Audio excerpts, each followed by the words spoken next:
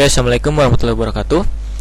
Untuk selanjutnya teman-teman itu akan mengolah bagaimana cara melakukan pengolahan pasang surut dan juga mungkin validasi ya.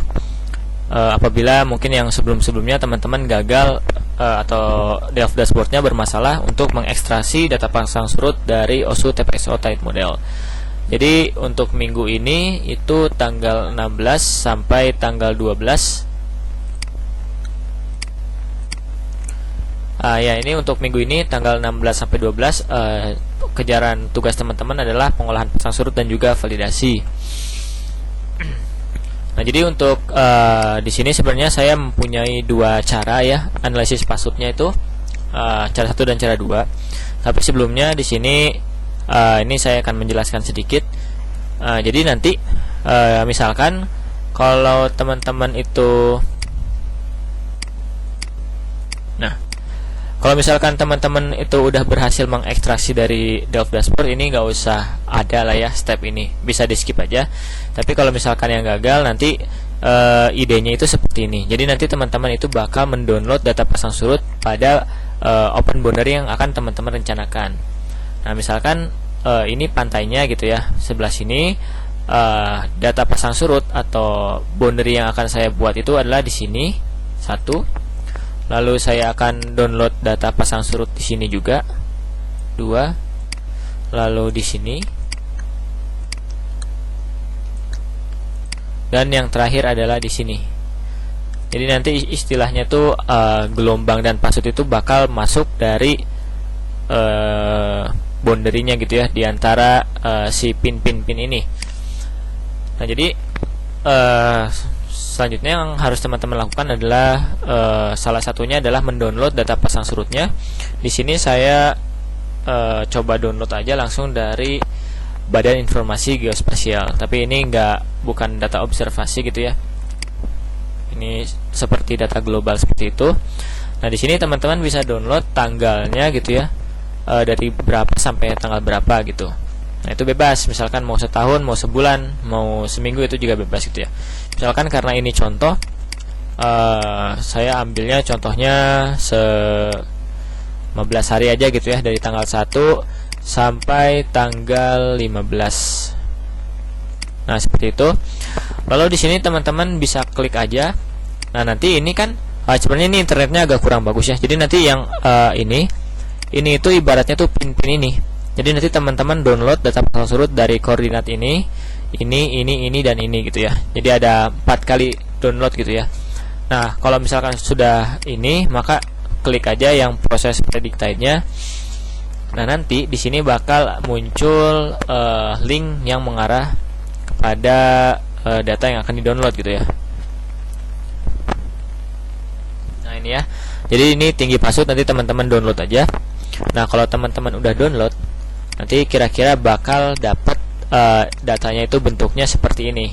Nah, jadi nanti bakal ada 4 data seperti ini atau berapa gitu ya yang teman-teman download. Nah, kalau misalkan teman-teman berhasil dari Delft dashboard, sebenarnya gini,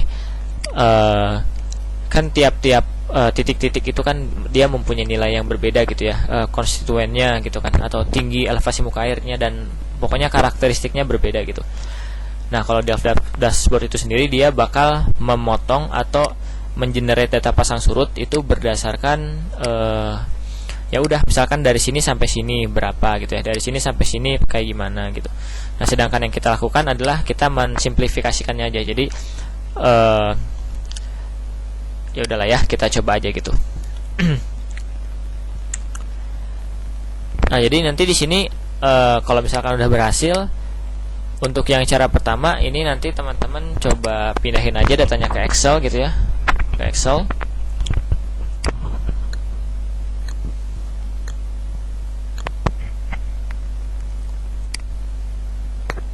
Yang data ini.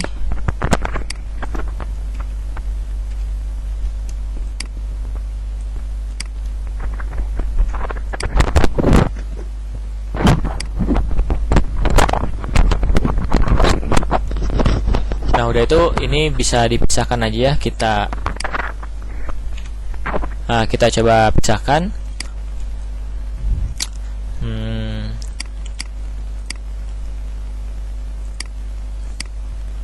Nah, ini ya, ini yang bakal teman-teman gunakan gitu ya untuk yang cara pertama.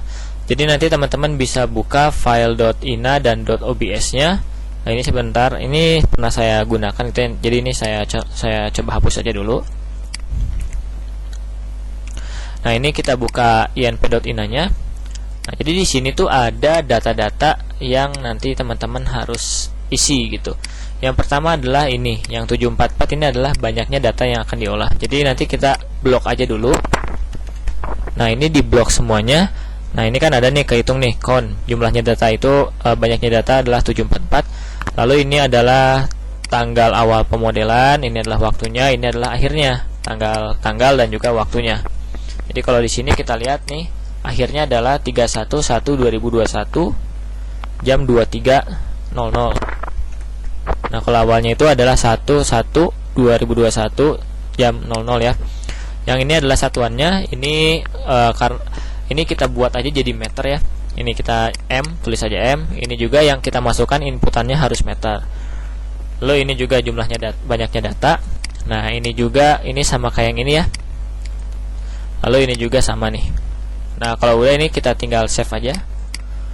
Nah, udah itu nanti teman-teman buka yang inp.obs.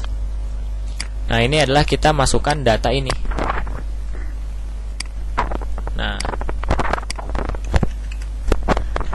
Nah, yang ini nanti kita copy, kita masukkan ke sini.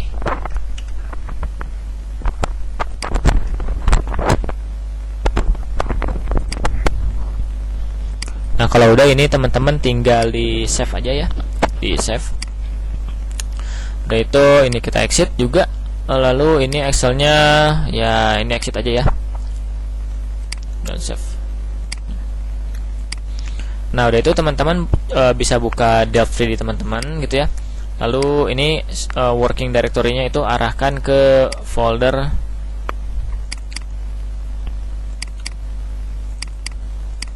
ini ya, ke folder yang mau diolah gitu. Nah, ini kita klik flow, lalu klik tools, lalu klik type. Nah, di sini subsistemnya analisis. Udah itu filenya kita download nih, kita load yang .ina extensionnya dan juga yang .obs. Lalu kita yes, klik yes ya.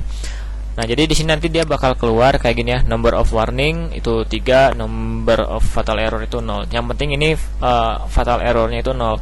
Kalau warning error tuh di sini 3. Ini definisinya teman-teman bisa lihat di modul TIDE, modul TIDE ya pada Delft 3D-nya. Nah, udah itu nanti bakal keluar seperti ini hasilnya. Nah, di sini yang penting itu adalah yang .cmp dan juga .tka. Ini kita buka juga menggunakan textpad. Nah, nanti dia bakal keluar seperti ini ya teman-teman. Ini ada amplitude-nya dan ini adalah fasenya. Nah, ini tuh yang akan nanti kita gunakan atau yang kita masukkan ke dalam parameter pasang surut di Delft 3D-nya. Nah, udah itu yang CMP-nya udah, yang TKA-nya itu bentukannya seperti ini. Kita lihat dulu ya. Nah, seperti ini ya. Apa ini? Nah, jadi ini. Yang kolom 1 itu adalah ini tanggal, yang kolom 2 adalah waktu, ini ya. Yang kolom ketiga adalah hint castingnya atau prediksinya, yang keempat adalah observasinya. Jadi yang tadi kita masukkan nih, yang data dari Badan Informasi Geospasial adalah kolom keempat nih. Jadi kalau teman-teman lihat yang ini ya, elevasi tadi, yang ini, yang kolom 4 tuh pasti bakal sama yang ini, 0,0135 sama ya, 0,07 ya sama ya. Nah, lalu nanti sama si Delft 3D-nya bakal diolah. Ibaratnya kayak kita kasih data ke dia, terus nanti dia bilang, datanya kayaknya bukan kayak gini deh. Nah, datanya tuh mungkin maksud kamu kayak gini gitu. Nah, yang ini ya, yang hint case-nya. Tapi ini nanti nggak akan kita gunakan dulu nih. Lalu ini ada residual dan juga elapsed hour. Ini saya kurang ngerti yang 5 dan 6. Dah, jadi nanti teman-teman bakal melakukan hal tersebut itu sebanyak bebas nih. Bisa 4 kali atau bisa banyak. Bisa, kalau teman-teman niat ya banyak juga boleh gitu kan, tapi nanti ini mungkin agak sedikit melelahkan gitu ya. Jadi yang saya lakukan itu adalah cuma 4 kali nih. Nah, makanya karena ini sangat susah, karena semakin banyak itu semakin bagus, makanya kita gunakan dashboard untuk mempermudah apa yang akan kita lakukan pada tutorial ini. Nah, udah itu nanti kalau teman-teman udah dapat tuh ya, yang apa namanya tuh, yang seperti ini bentuknya, yang CMP. Nah, nanti ini kita akan masukkan ke Delft 3D-nya.